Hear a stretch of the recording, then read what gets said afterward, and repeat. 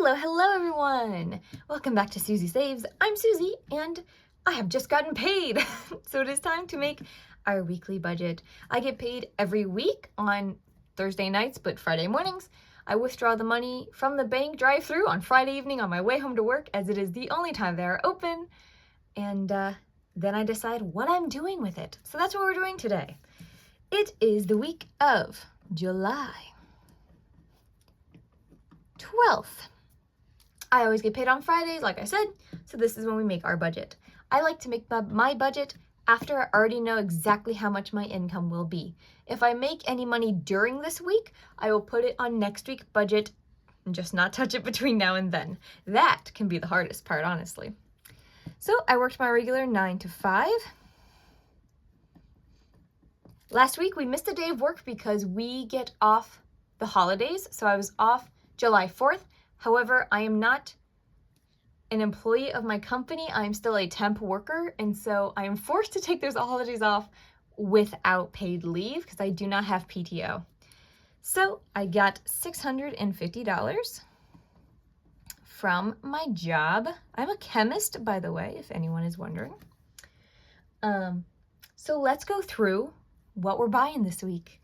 First, we got to keep the roof over our head and the lights on and the internet flowing.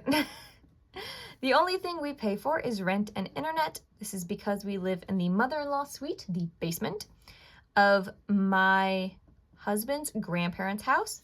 We help them around the house, especially with yard work and a lot of physical activities. They are in their mid-80s, so they're just not as mobile as they used to be, so we help them with that. And in exchange, they provide us a lower rent. And we also don't have to pay water or electricity and any of that stuff. So very, very nice.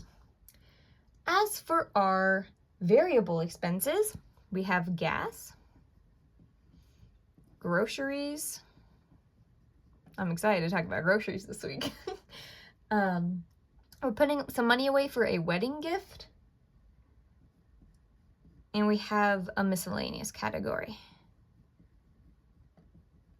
I used to not have a miscellaneous category, and then I just kept overspending. So I added a miscellaneous for just the little things that pop up during the week. Gas gets $50. This has been good so far. Gas prices have been going up and down quite a bit, but so far it's been okay. Groceries normally get $60. However, I got a gift card from my Fetch Rewards app. Fetch is an app where you can scan receipts, and then in turn the companies that you buy products from give you points, and you can use those points towards gift cards. And I got one, so I have a $50 gift card for groceries this week. So I would only give groceries $10. What do we have in the savings fund? Because the 50 plus the 10. However, I have to buy my medicine this week, so we'll just put that down here. Medicine. My medicine has been $11, so hopefully that's still okay. And then we'll put the 10 for groceries. That's probably better to separate them like that. Okay, and then miscellaneous is getting 25. I'm gonna change that. Miscellaneous is gonna get 30. 30 has been a really good number, and I don't want to mess with that. And then the wedding gift is getting, do I want to pull it from there? Yeah. And then the wedding gift will get 60. Okay. So that'll leave our total expenses for this week at $384. Much less than last week. We put a lot more money aside for the wedding gift last week. Then we have savings. I put a buffer. This is for my checking account, just in case I ever have to use my card anywhere. Sometimes, for example, if you're getting gas, it makes you have like a certain amount of money in your checking account in order to pay on card. So that buffer is just slowly growing in there. It's only a few dollars every week. And then if it gets too high, I use that money in my budget. And then I contribute every week to my Roth IRA. And that is currently $135. Woo! I have a few sinking funds. These are like long-term goals or reoccurring expenses that I just kind of don't want to have to think about every week. So one is my husband's car maintenance. My husband doesn't pay for anything. He is still a full-time student. Some people were asking about the bill splitting and stuff. We currently do not split bills. My own car maintenance. My car insurance. His family still pays for his car insurance. My phone bill. His parents still pay for his phone bill. The pets, this is for sometimes we have lizards and we have cats. The cats need flea medicine once a month, and the lizards, we get them crickets. We also get them food, so we have to buy, like, the cats get pet food, but the lizards eat fruits and vegetables, so they have to be like freshly bought in from the grocery store. So they have their own, so that we don't eat into our grocery budget feeding our lizards. And then gifts. I talked a little bit about this in the cash stuffing last week, I think, but gifts is going to be getting more and more money because we have a secret super surprise for one of my husband's friends where we're going to pitch in.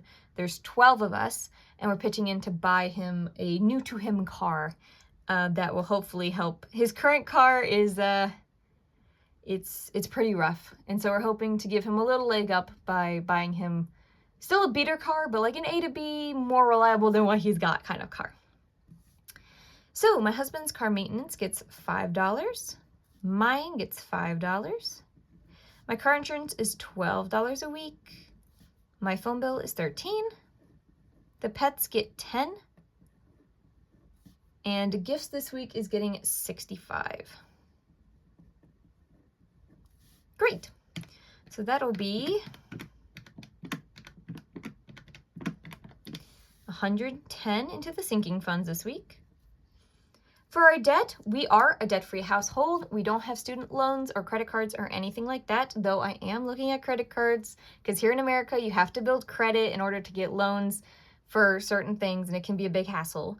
So we are going to be looking into that probably once my husband gets a job, just to secure more income so we don't worry about going over and stuff like that.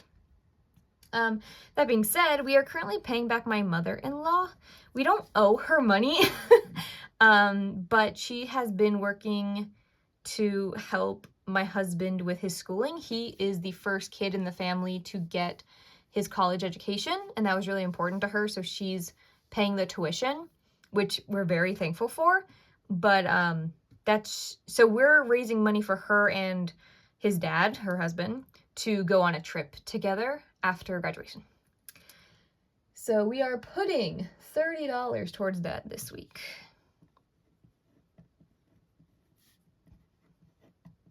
Okay, and then any extra money, I think it's going to be $2, will go into the buffer. So let's look. The total income was $650 this week. Total expenses were $384. The total sinking funds were $110. The total debt was $30. Ooh, I'm off somewhere. Oh no. What did I do? Oh, because I'm paying for my medicine. I forgot to filter that in. That's fine.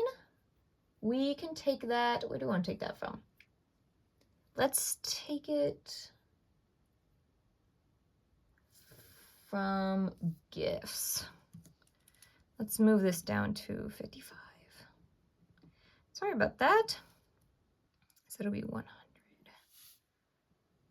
Whoop.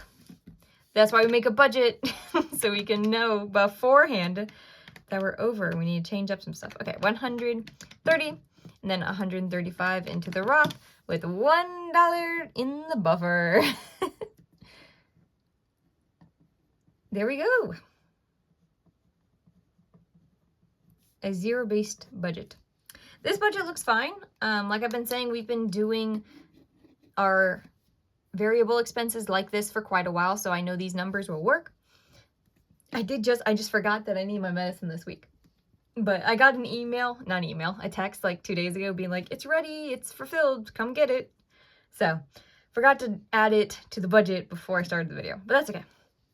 Thank you everyone so much for being here. I hope you have a great day. If you want to see me cash stuff this into my beautiful, beautiful wallets, I can show you them real quick. Beautiful, beautiful wallets. You can watch me do that on Sundays. On Sunday mornings, I do cash stuffings. Tuesday, you'll see where I put this money. I show you exactly what stocks I invest into.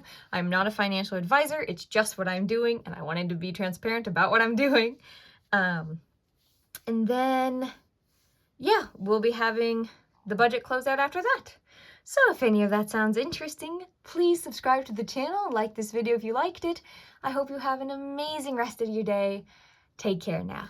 Have a good night, everyone.